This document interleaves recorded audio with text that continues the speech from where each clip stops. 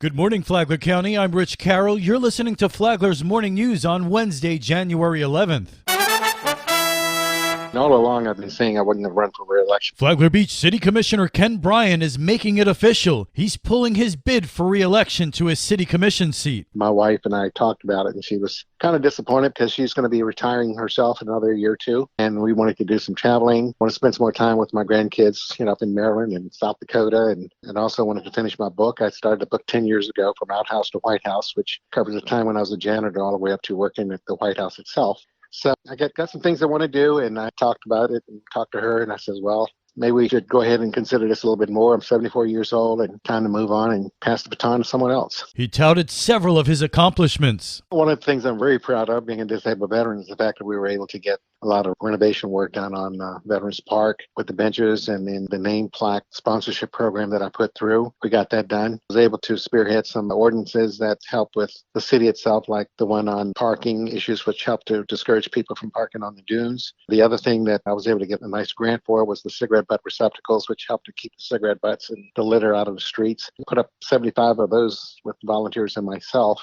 And up till now, I've actually been personally emptying every one of them at least once a month. Bryan also told WNZF he's proud to be a lifelong public servant. Interestingly, I became a public servant for the first time when I was 18, when I went into the Air Force during the Vietnam War. And that kind of gets you prepared to be a servant to the people because that's what you're doing. And then from there, I went to work for the Department of Navy and then the Justice Department itself. So I think it was just my goal in life was to be a public servant from the time I was 18 up to now. So it's been a great run, a great career, and I enjoyed every minute of being a public servant.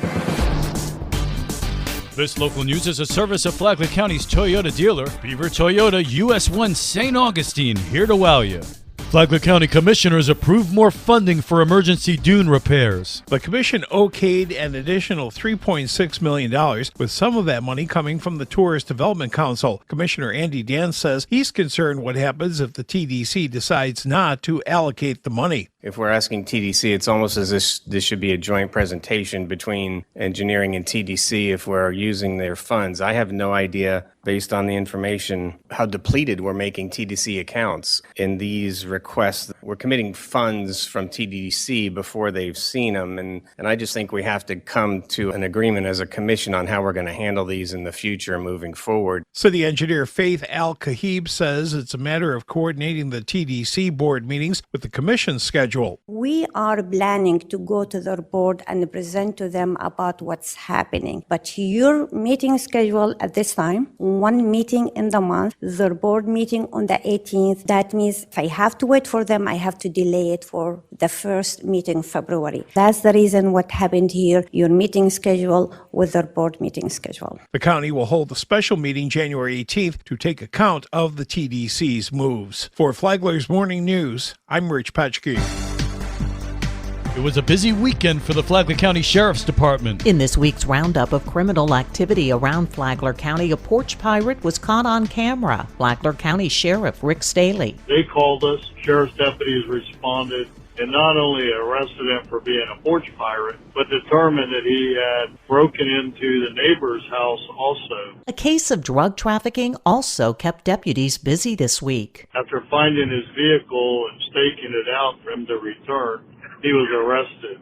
During the arrest, he was found in possession of trafficking amounts of illegal drugs. Over the weekend, Sheriff Staley says deputies also handled 858 calls for service, along with 221 traffic stops. For Flagler's Morning News, I'm Karen Johnson.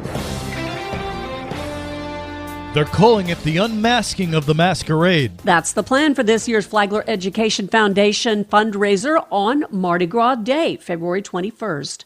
Foundation board member Maria Levin-Sanudo said it doesn't matter how you mask, but that you mask. The theme is always Mardi Gras, but what we're trying to do is make it a masquerade. We started that last year with everyone wearing a mask, and some people did, some people didn't. But this year, we're really going to emphasize that. We're going to have masks for sale when you walk in, really get into the spirit of Mardi Gras. Lifeline airs every Saturday morning at 9 on WNZF. From the WNZF Newsroom, I'm Deb Albertson.